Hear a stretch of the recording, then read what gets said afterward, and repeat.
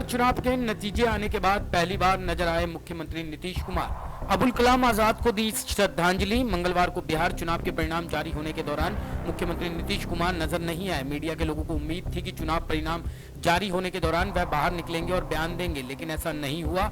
Media वाले उनका बयान लेने को आतुर दिखे, लेकिन नीतीश कुमार सीएम आवास के अंदर ही बैठे रहे। बुधवार को वह नजर आए। मुख्यमंत्री नीतीश कुमार मौलाना अबुल कलाम आजाद को उनकी जयंती पर श्रद्धांजलि देते दिखे।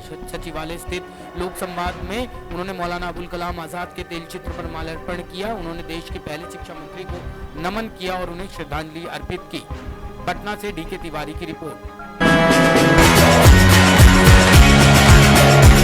पूर्वी चंपारण की 9 सीटों पर एनडीए तो 3 सीट पर राजद ने किया कब्जा। पूर्वी चंपारण में हुए बिहार विधानसभा 2020 के चुनाव में एनडीए ने अप्रत्याशित सफलता पाई है। वहीं राजद ने अपने 4 में 3 सीट के नुकसान के साथ 2 सीट एनडीए से झटक कर 3 पर कब्जा कर लिया है। इस बार के हुए चुनाव में जिले के 12-20 में जानिए किसने किसे मात दी। मिले आंकड़े के अनुसार ढाका विधानसभा में भाजपा प्रत्याशी पवन जायसवाल 99,792 मत लेकर विजयी हुए, जबकि उनके प्रतिद्वंदी राजद के फैजल रहमान को 89,678 वोट मिले। रक्सौल विधानसभा में भाजपा प्रत्याशी प्रमोद कुमार सिन्हा 80,774 मत प्राप्त कर जीत दर्ज की। उनके प्रतिद्वंदी कांग्रेस के रामबाबू यादव को 43,720 मत मिले।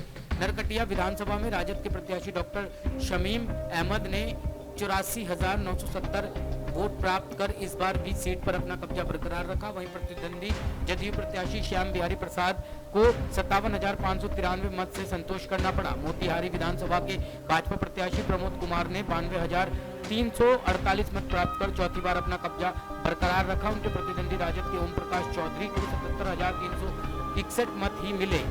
हरसिद्धि विधानसभा से भाजपा प्रत्याशी कृष्णानंद पासवान ने 84,431 मत पाकर यह सीट राजद से पुनः वापस ले ली। उनके प्रतिद्वंदी राजद के कुमार नागेंद्र बिहारी को 68,360 ही मत मिले।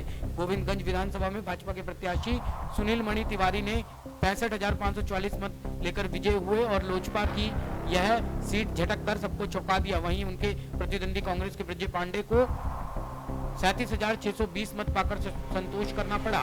मधुबन विधानसभा में भाजपा के राणा रणधीर सिंह ने 66,129 मत लेकर पुनः जीत दर्ज की है। उनके प्रतिद्वंदी राजद के मदन प्रसाद को 59,932 मत मिले हैं। पिपरा विधानसभा से भाजपा के श्याम बाबू प्रसाद यादव ने 58,624 मत प्राप्त कर सीट पर कब्जा बरकरार रखा। उनके प्रतिद्वंदी सीपीआई माले के राम मलंग प्रसाद को 50,694 मत मिले हैं।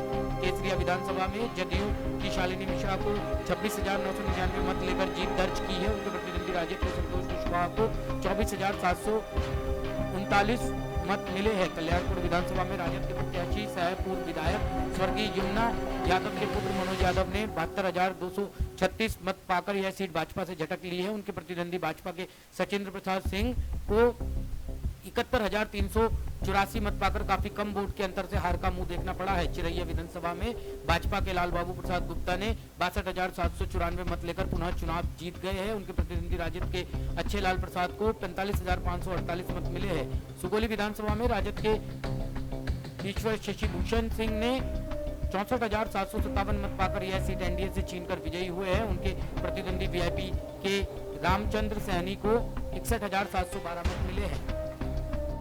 मोतिहारी से राजन द्विवेदी की रिपोर्ट। कहां धोखा खा गए तेजस्वी यादव, सीएम बनते बनते कैसे चूक गए।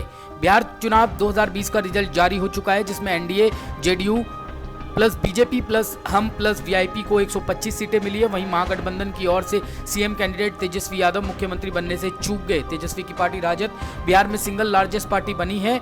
इस चुनाव में महागठबंधन में सबसे खराब परफॉर्मेंस कांग्रेस का रहा। कांग्रेस 70 सीटों पर चुनाव लड़ी, लेकिन सिर्फ 20 सीटों पर ही जीती। कांग्रेस अगर 10 से 15 सीटों पर और बढ़त बना लेती तो तेजस्वी यादव सीएम की कुर्सी तक पहुंच सकते थे। राजद और महागठबंधन को सबसे अधिक नुकसान तीसरे फेज में हुआ। तीसरे फेज के 78 सीटों में से 53 सीटों पर एनडीए की जीत हुई। बाकी के 25 में से 5 पर ओवैसी की पार्टी जीत गई। माना जा रहा है कि तीसरे फेज तक आते आते तेजस्वी यादव राजद के पक्ष में लोगों को मोड़ नहीं पाए। राजद और महागठबंधन के बड़े नेता इस बार जीत नहीं पाए, जिसके कारण गठबंधन को काफी नुकसान हुआ। राजद के कद्दावर नेता अब्दुल बारी सिद्दीकी, भोला यादव और कांग्रेस के भावना झा, कृपानाथ पाठक चुनाव हार गए। पटना से आनंद कुमार की रिपोर्ट। बिहार चुनाव में जबरदस्त सस्पेंस और नंबर रेस में मोदी मैजिक से फिर नीतीश सरकार। कोरोना काल में हुए बिहार विधानसभा चुनाव अंत तक सस्पेंस से भरा रहा। आखिरकार बिहार के मतदाताओं ने एक बार फिर मुख्यमंत्री नीतीश कुमार पर भरोसा जताया और जदयू भाजपा के साथ एनडीए पूर्ण बहुमत से सत्ता में लौट आई। जदयू भाजपा वीआईपी और हम पार्टियों का एनडीए 125 सीटों पर अपनी जीत दर्ज की, जबकि महागठबंधन की झोली में 110 सीटें आई। बाकी की 8 सीटों पर एक पर लोजपा, एक पर बसपा, एक पर निर्दलीय और 5 सीटों पर एमआईएम को जीत मिली। 75 सीट जीतकर राजद सबसे बड़ी पार्टी बनकर उभरी, जबकि 74 सीटों पर जीत हासिल कर भाजपा दूसरे नंबर पर और 43 सीटों पर जीतकर जदयू तीसरे नंबर की पार्टी बनी। महागठबंधन की दूसरी सबसे बड़ी पार्टी कांग्रेस के 19 विधायक चुनाव जीते, जबकि भाकपा माले 12 और माकपा व सीपीआई को 2-2 सीटें मिली। एनडीए में पूर्व सीएम जीतनराम मांझी की पार्टी को 4 और वीआईपी को 4 सीटें आई। एनडीए को बहुमत मिलने के बाद भाजपा और जदयू नेताओं ने एक बार फिर दोहराया कि नीतीश कुमार ही एनडीए के नेता होंगे और वह बिहार के अगले मुख्यमंत्री होंगे।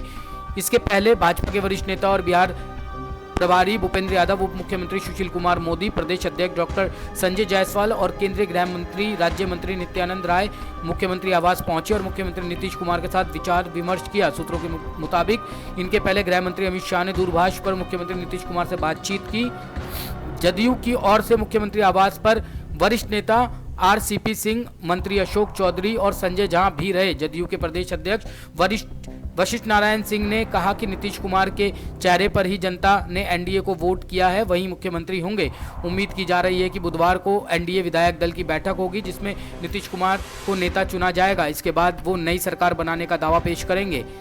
केंद्रीय मंत्री और बीजेपी के वरिष्ठ नेता अश्विनी चौबे ने एनडीए को मिली जीत पर खुशी जताई। उन्होंने कहा कि मैं बिहार के लोगों के प्रति अपना आभार व्यक्त करना चाहता हूं। यह जीत पीएम नरेंद्र मोदी की कड़ी मेहनत और मार्गदर्शन का परिणाम है। लोगों ने डबल इंजन की सरकार का चुनाव किया, डबल युवराज को खारिज कर दिया। इधर चुनाव आयोग द्वारा 1 लाख से अधिक बूथ होने के कारण आधी रात तक सभी सीटों के चुनाव परिणाम आधिकारिक तौर पर घोषित नहीं किए गए। रात्रि 12:30 बजे तक 213 सीटों का ही परिणाम जारी किया जा सका था। चुनाव परिणाम ने यह साबित कर दिया था कि महागठबंधन के मुख्यमंत्री चेहरा राजद नेता तेजस्वी यादव की सभाओं में भीड़ का चुनावी लाभ नहीं मिल पाया। सबसे अधिक सीटों का लाभ भाकपा माले को, जहां उनके 19 सीटों में 14 जीत के करीब रहे।